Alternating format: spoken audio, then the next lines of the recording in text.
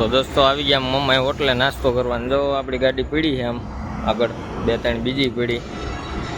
ઉમરભાઈ બનાવે છે વિડીયો. આ ગુજરાતનો હાઈવે છે, હાઈવે નંબર 48.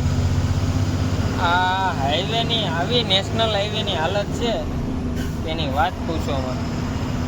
નીતિન ગડકરે સાહેબ ટોલ નાકા લેવામાં તો તમે પૈસે હટ નથી કરતા, પણ આ રોડ તો બનાવો તમે.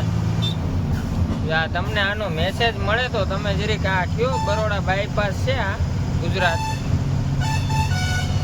ત્યાં આખા રોડની એવી હાલત છે કે એની વાત પૂછોમાં તમે.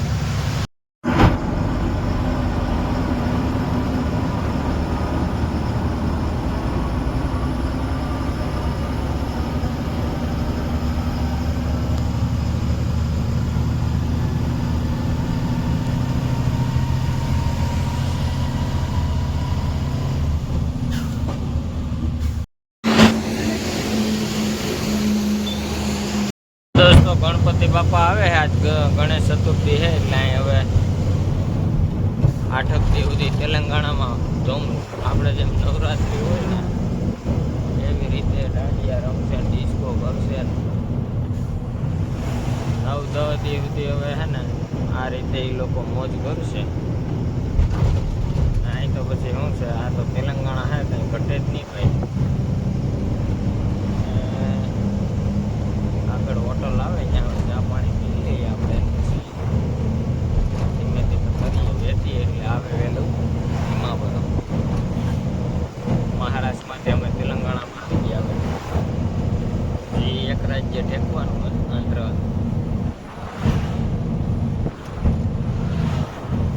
જો આવી અહીંની એસટી છે, જો આવી એસટી લક્ઝરી.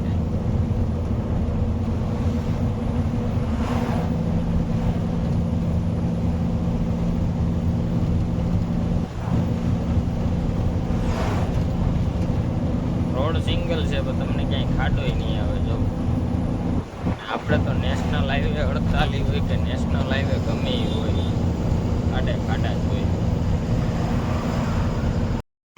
તો ભાઈ તેલંગાણામાં જો આવી રીતના હે ને ગણેશ ચતુર્થી ઉજવે, આપણે અહીંયા આવી રીતે ઉજવે કે નહીં તમે જરીક કોમેન્ટમાં કહેજો મને.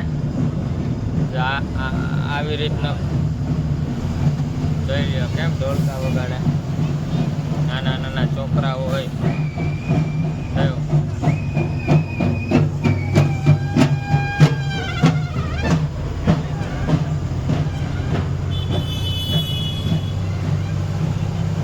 આ તેલંગાણાની મોજ છે હો. તો દોસ્તો કેમ છે બધા? અમે અત્યારે આવી ગયા જગતિયાલમાં.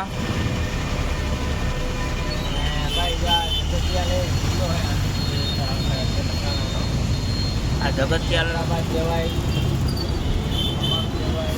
વરંગલ જવાય. આવી રીતે ચોખાઈ વાળું ગુજરાત કરતા તો બહુ સારું છે.